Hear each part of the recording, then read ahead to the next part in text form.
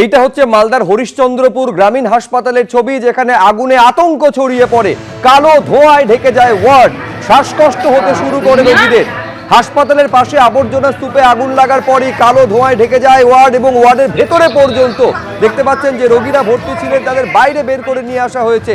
শ্বাসকষ্ট শুরু হয়ে যায় ভর্তি হয়ে থাকা রোগীদের। ছবিটা দেখুন।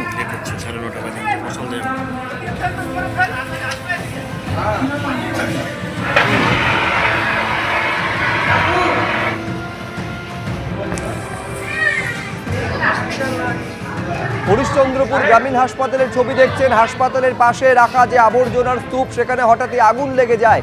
আগুন লাগার পরই কালো ধোঁয়ায় গোটা হাসপাতাল চত্বর ঢেকে যায়। বিশেষ করে ওয়ার্ডে যে রোগীরা ভর্তি ছিলেন, যারা সুস্থ হওয়ার জন্য এসেছিলেন, তাদের মধ্যে প্রবল শ্বাসকষ্ট শুরু হয়। তড়িঘড়ি এই সমস্ত রোগীদের দ্রুত ওয়ার্ড থেকে বাইরে বের করে নিয়ে আসা হয়।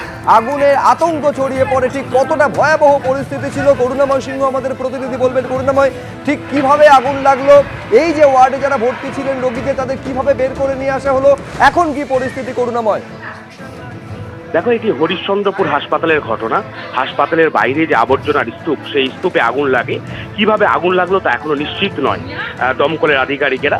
এই আগুনের ফলে পুরো হাসপাতাল চত্বর ধোঁয়ায় ঢেকে যায় এবং যার ফলে ওই হাসপাতালে যে সমস্ত রোগী ছিলেন তাদের মধ্যে হুড়োহুড়ি দৌড়াদৌড়ি শুরু হয়ে যায়। তবে তোমাকে বলে রাখি, এই মুহূর্তে পরিস্থিতি নিয়ন্ত্রণে রয়েছে এবং পরিষ্কারভাবে হাসপাতালে যিনি বিএমই চলেছেন তিনি জানাচ্ছেন যে কি ঘটনা ঘটেছে। সেই তোমার হচ্ছে সেই নোংরা থেকে, আবর্জনা থেকে সেই আগুন এবং আগুনের ফলে এই পরিস্থিতি এবং কি কারণে আগুন লাগলো সেই বিষয়টা দমকলের আধিকারিকরা খতিয়ে দেখছেন। হরিশ্চন্দ্রপুর থানার পুলিশও ঘটনাস্থলে রয়েছে। শুভ্রজিৎ। বেশ, হরিশ্চন্দ্রপুর থানার পুলিশও ঘটনাস্থলে রয়েছে। এই হচ্ছে পরিস্থিতি, যেটা এখন মোটের ওপর নিয়ন্ত্রণে রয়েছে।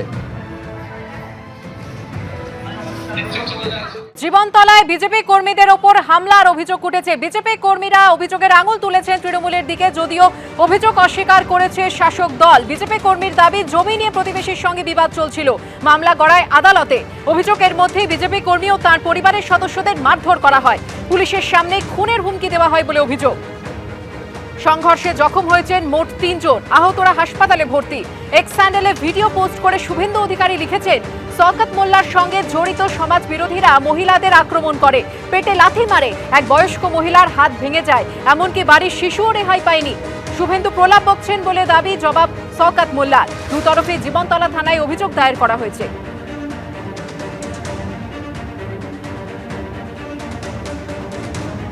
এটা হলো একটা ক্লাবের সঙ্গে এদের দ্বন্দ্ব। ক্লাবের জায়গা দখল করে নিতে চেয়েছিল, ক্লাবের ছেলেরা তার প্রতিবাদ করেছে।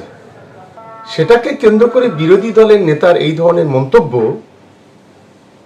এটা একেবারে অসভ্যতার সবচাইতে বড় উদাহরণ। আমি বিজেপির যারা সর্বভারতীয় স্তরের নেতৃত্ব আছে তাদের বলবো, অবিলম্বে একে ট্রিটমেন্ট করান। এ না তো পাগল হয়ে যাত্রার যখন তখন কামড়ে দেবে, এর এই ধরনের মেন্টালিটি তৈরি হয়ে গেছে। সারা বাংলাকে কামড়ে বিভিন্ন জায়গায় এই ধরনের মানসিকতা নিয়েও ঘুরে বেড়াচ্ছে।